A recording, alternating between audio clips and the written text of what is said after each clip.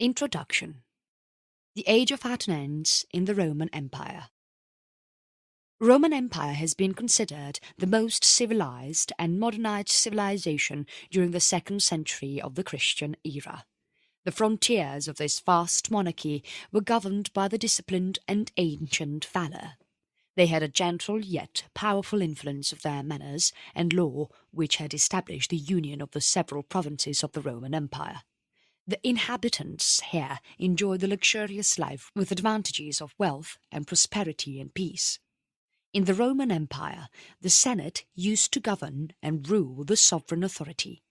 The Senate delegated on the emperors, who had all the executive powers of the government. Roman Empire had a happy and prosperous period of almost a century, during which the Senate was governed by the honourable virtues of Trajan, Nerva, Hadrian, and 2 more Antonines. During this period itself, Rome witnessed the occurrence of the principal conquests. Rome encountered rapid succession and progress of the triumphs during the 7 first centuries, which was reserved for Augustus to renounce the design of the entire empire and to bring modernation into the public councils. During the era of Augustus, Rome witnessed profitable reflections which ensured the safety and dignity of Rome.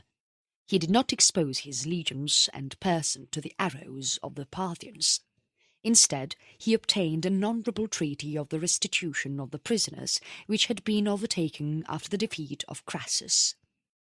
During the 1st century of the Christian era, the only accession achieved by Roman Empire was the province of Britain. The war lasted for almost 40 years, which was maintained by the most profligate and was terminated by the most faint-hearted emperors of the era. The fact about Britain was that majority of its tribes possessed courage without conduct and had the love of freedom without any unity spirit. The Roman frontiers included the imperial policy, which commenced with the death of Augustus and lasted till the accession of Trajan. Trajan was a very virtuous and active prince who had the education of a soldier and possessed those talents of a general. He had a peaceful system with his predecessors which, however, got interrupted by scenes of conquest and war. The first exploits of Trajan occurred against the Dacians, who had insulted the majesty of Rome. Trajan was ambitious and famous, and his success rate was transient and highly rapid. He went on to triumph the river Tigris, ranging from the mountains of Armenia to the Persian Gulf. He always enjoyed the honour of being the topmost and as the only Roman general who went on to navigate remote seas. His fleets went on to ravage the Arabian coast as he approached towards the confines of India. But it was with the death of Trajan, which clouded the majestic prospect to be dreaded, that the distant nations would throw off the power achieved by the flourishing Roman Empire. Chapter 1. The Union and Internal Prosperity in the Age of Antonines. The greatness of the Roman Empire cannot be alone judged by the extent or the rapidity of the conquests and successors. It was until a greater period that the Russian deserts occupied a larger portion of the globe. Alexander went on to erect the Macedonian trophy along the banks of the river Hyphasis. The obedient provinces of the Trajan and the Antonines were adorned by arts and were unified by law. The general principle of their government was simple, wise, and very beneficial. They relished on the religion of their ancestors and exalted to an equality of conquerors. The main policy of the Roman emperors and the Senate revolved around their religion and was enlightened and reflected by the superstitious beliefs and habits. There were various modes of religious worships which prevailed in the Roman Empire and were greatly considered by the local people and the philosophers as well. The superstitious beliefs of the individuals were not embittered by any theological bitterness. It was also not confined by the chains or shackles of any speculative system. The deities of the 1,000 streams and the 1,000 groves thrived in peace, nor did the Romans deprecate the wrath of the Tiber. The Romans, the Greeks, and the barbarians persuaded themselves that under various names and ceremonies they all adored the same deities. It was not easy to conceive that the spirit of persecution would be able to introduce itself into the Roman councils. The Roman valued and understood the meaning and importance of religion and stayed connected with the Senate and the government. They even encouraged the public festivals, which tended to humanize the manners of the locals. They worshipped the arts of divination as an instrument of policy and respected the firmest bond of the society. Even after acknowledging the advantages of the religion, they were convinced that the various modes of worship had the same salutary purposes and received the same time and experience in the form of superstition. Rome was considered to be the capital of a great monarchy which was filled with strangers and subjects from each corner of the world. These were responsible for introducing and enjoying the superstitious beliefs of their native country. Every city in the Roman Empire was filled with the purity of the ancient ceremonies, and the Roman Senate had the common privilege to check the inundation of the foreign rites.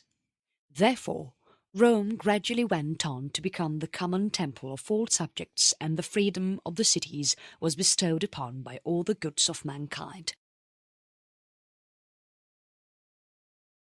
Chapter 2. The Constitution of the Roman Empire in the Age of the Antonines. The definition of the Roman Empire in terms of a monarchy seemed to be that of a state which was governed by a single person, and he may be entrusted with the execution of the laws, the command of the army, and the management of the overall revenue. Every barrier of the Roman civilization and constitution had been balanced by the vast ambition of the dictator and had been eradicated by the cruel deeds of the triumvir. After Actium achieved victory, the fate of the Roman Empire depended on the will of the Octavianus known as Caesar and afterwards by Augustus. The conqueror was the leader of the 44 veteran legions who were conscious of their own strength and the weaknesses.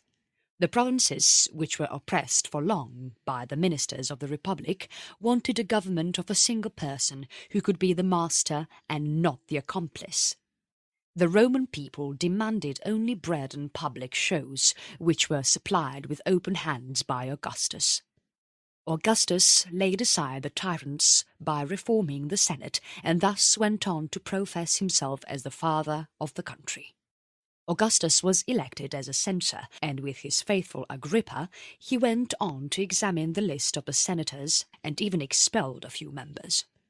He also persuaded nearly 200 people for the prevention of shame by a voluntary retreat which raised the qualification of a senator by £10,000. Augustus was also responsible for creating a vast number of patrician families and accepted himself as the honourable prince of the Senate, which was bestowed by the censors for being the most eminent in his services. But as Augustus went on to restore his dignity, he destroyed the independence of the Senate. The principles of the free Senate were lost. Augustus pronounced the studied oration before the modelling and the preparation of the assembly, which disguised his ambition and portrayed his patriotism. However, for the prosperity of the Roman Empire, it was deadly to trust the sincerity of Augustus. The advantages of monarchy or a republic often divided the speculations and presented the greatness of the Roman Empire. Amidst the increasing confusion, the reply of the Senate was decisive and anonymous. They failed to accept the resignation of Augustus and requested him to not leave the Republic, which was saved only because of him. This incident took place many a time during the rule of Augustus, which was solemnized by the 10th year of his reign of the Roman Empire.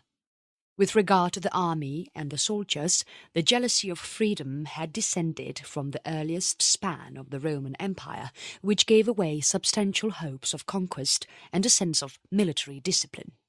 The dictator or the consul had the ultimate right to command the Roman youth of its military services, and was even entitled to punish the cowardly disobedience or obstinate behaviour in the most severe forms of penalties. The most sacred rights of freedom were confirmed by the Sempronian and Porcian laws, which were suspended by the military engagement. The choice of the enemies and foes of Rome was decided by the legislative authority. The most important resolutions with respect to peace and war were the matters of debate in the Roman Senate and were ratified by the locals. Chapter 3. The Rise and Fall of the Pertinax. Marcus was milder by nature, had become the most amiable defective part of his character. He had an excellent understanding which was often deceived by the goodness of his nature and heart. He had an excessive indulgence to his brother, his son, his wife, and became a role of the public injury. Faustina, who was the wife of Marcus and daughter of Pius, was known for her beauty. However, she was also negligent and irregular in her unbounded passion, which was unknown to Marcus. He even went on to promote his wife's lovers to the post of profits and honour. Most of the crimes which disrupted the internal peace of the society were produced by the restraints imposed by the unequal laws on the appetites of mankind. Son of Marcus went on to succeed his father amidst the triumphs of the armies and the Senate. When he took the throne, there were no competitors or enemies to fight with around him. Therefore, he preferred the love of mankind in this state of peacefulness and calm. The young prince and his favourites celebrated the licence of the sovereign power. However, he had not yet fought a single battle and had only displayed a sentiment of generosity. Marcus had formed an assembly to be considered as the great council of the nation and was comprised of the most eminent Romans, which soon went on to become criminal in its niche. The Antonines, who respected their virtues and had delight in their union, formed a great military command which became a signal victory over Greece. In the civilized and stable state of the Roman Empire, the wild beasts retired from the face of the mankind and the neighbourhood of the famous cities. To transport them to Rome and to surprise them in their solitude, it was a kind of enterprise which was equally ridiculous for the people and the princes. In all these exhibitions, the most secure precautions were taken, which were used to preserve the person of the Roman Hercules, who might have disregarded the dignity of the emperor or the sanctity of the god. The finances and its management of the Roman Empire were the most attentive and vigilant care of the emperor or the Senate. Every measure of extortion and injustice had been adopted, which was meant to collect the property of the subjects into the prince's coffers. The people who remember the virtues and values of the Marcus were happy and content to contemplate their new features in bearing the traits of the original as they wished to enjoy the benign influence of his rule and administration. Amidst the general joys, the Praetorian Guards betrayed the inward dissatisfaction due to their angry and sullen countenance. Chapter 4. Civil Wars and Victory of Severus.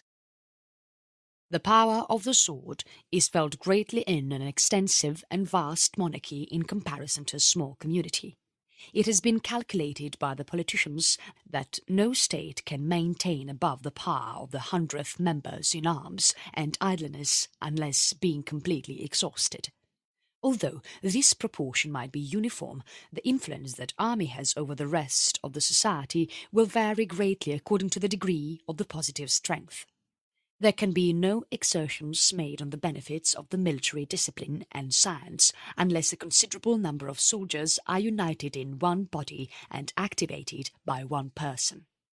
With just a handful of men, this kind of union could serve as ineffectual and would be impracticable where the powers of the machine could destroy the excessive weights or the extreme minuteness of the springs. In order to illustrate this observation, we would need to reflect that there is no superiority of the natural strength, acquired skill, or the artificial weapons. This would enable one single man to keep the constant subjection of 100 of the fellow creature and the tyrant of a single town or even a small village or district, to soon discover that hundreds of disciplined soldiers will command 10 million of subjects. The praetorian bands of the Roman Empire, whose furious and licentious nature became the first symptom and the cause of the decline of the Roman Empire. The praetorian bands derived their institution from Augustus. They were crafty tyrants, sensibly made the Roman Senate to come in awe which could either crush or prevent the motions of the rebellion. Augustus discriminated the favoured troops by superior privileges and high pay, but their formidable aspect would have been alarmed and would have irritated the Roman people as the remainders were dispersed along the adjacent towns of Italy. The introduction of the Praetorian Guards into the palace and the Roman Senate, through which the emperors taught them to perceive their own powers and strengths and the weaknesses of the civil government, was used to lay aside the mystery towards an imaginary power. Their pride was nourished by the sense of irresistible power in the luxurious idleness of the opulent city. It was also not possible to conceal anything from them, and the leading person of the Roman sovereign, the public treasure, the authority of the Senate, and the seat of the empire were all in the possession of their hands. In order to divert or divulge the praetorian bands from the dangerous reflections, the best established and the firmest were obligated to blend the cajolery with commands, rewards with punishments, to indulge in their prides, to flatter themselves, to purchase their faith on the accession of every new emperor since the elevation of the Claudius. The advocate of the gods needed to be justified by arguments the powers which were asserted by their arms, and they needed to maintain it according to the purest form of the constitution. The election of the generals, consuls, and that of the magistrates were the ancient and the ultimate rights of the Roman cities. These assertions became unanswerable gradually as the praetorians increased their weights like the barbarian conquerors of the Roman Empire. The praetorians had violated the piety of the throne by the murder of Pertinax and had dishonoured the majestic conduct. Their camp was without a leader, and amidst all the wild disorder and misconduct, the emperor's father-in-law, Supplicianus, and the governor of the city had been sent to the camp on the first alarm of mutiny. With history making us observe every principle and passion which yields to the ambitious dictates, it is very scarce that in these horrifying moments Supplicianus had aspired to triumph the throne which was polluted with recent killing and blood of a prince. He had already started his effectual argument as a threat to the imperial dignity, which proclaimed that the Roman Empire had to be disposed of the best and the most efficient bidder by means of a public auction. This infamous offer, and the most insolent of its kind, diffused a sense of shame, grief, and indignation throughout the empire. This somehow reached Didius Julianus, who was a wealthy senator of Rome, and had indulged himself in the luxury of the Senate table. His wife and daughter, including his parasites and freedmen, convinced him easily that he deserved the throne, and made him embrace the opportunity.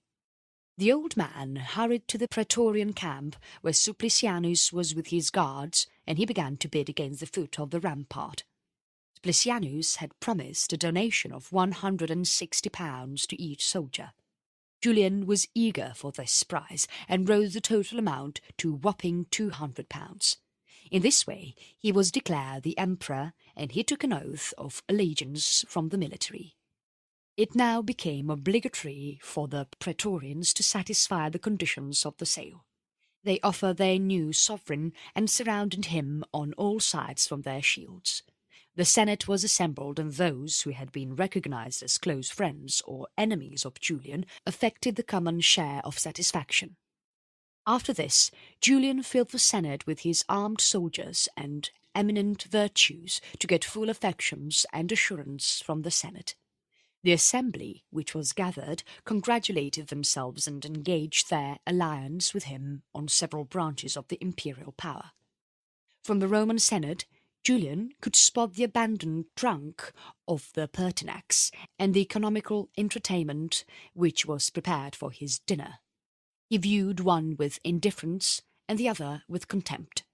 Even after the magnificent feast and the maddening crowd, he was left with darkness, solitude, and sleepless nights. He thought over the fate of his predecessors and the dangerous tenure of the Roman Empire, which would be purchased by money. Every move he made betrayed his trembling confusion. He insisted that Severus should be made the public enemy of the Roman Senate.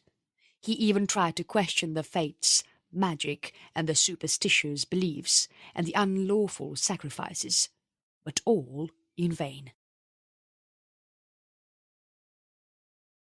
Chapter 5. The Death of Severus. When one achieves greatness, however steep or dangerous it might seem, it entertains the active consciousness and has the power to exercise itself.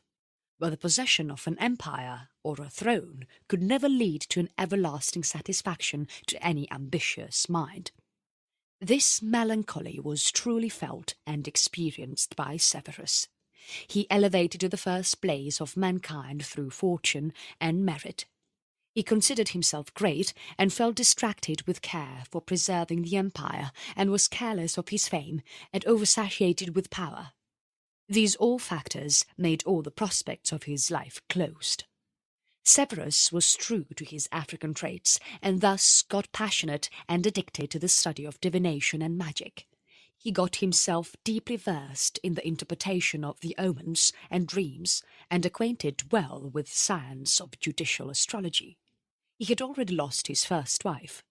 Sooner he discovered that the young lady Emesa in Syria had a royal background, and therefore he proceeded to ask for her hand. Julia Domna was her name, and she possessed that attraction of beauty and had a firmness of mind and judgmental strength. Her amicable qualities never made any dark impression on her husband, but during her son's rule she was the head of the administration of the personal affairs of the Roman Empire. She was the perfect patroness of art and was very friendly to the genius men. She produced 2 sons, Geta and Caracalla, who were supposed to be the destined emperors. However, all these aspirations of the hopeful father and the Roman Empire proved vain by these princes, who were absent of any great talent or virtue and had an unforgiving antipathy for each other. The unhappy conflict of his 2 sons clouded all his dreams, and it threatened the throne, which was raised with much labour and had cemented much patriotic blood, and was guarded with extremes of treasure and arms. However, Severus remained impartial to both his sons, and granted to both the rank of Augustus with the prestigious name of Antoninus, such that it was for the first time that the Roman Empire witnessed 3 emperors. Severus had, however, foreseen that one of his weaker sons would fall to the sacrifice of the stronger one, who would again be ruined by his own acts. As years passed by, the declining health of Severus inflamed the wild passions and the black ambition of Caracalla's mind. He wished to shorten the remaining days of his father's life, and had even tried to create a mutiny among the troops, but in vain. Finally, in the 65th year of his life, Severus passed away, and as per the salutary advice, both the sons were elected as the emperors of the Roman Empire. Chapter 6. The Elevation and Tyranny of Maximin. Out of all the forms of the governments which have prevailed in the world since ages, a hereditary monarchy seems to be the fairest in the scope for ridicule. It is possible to relate that on the demise of the father, the property of the entire nation somehow descends to his son, who is yet unknown to himself and the mankind, and has not even seen or witnessed the wisest statesmen and the bravest warriors. As retirement approaches, the imaginary forms of the future government might be devised in a faint light, and which shall continue to bestow on the most worthy of the entire community. As experience is achieved, these fairy illusions fade away and teach us the lesson that the election of a monarch depute the wisest or to the maximum group of the people of an empire.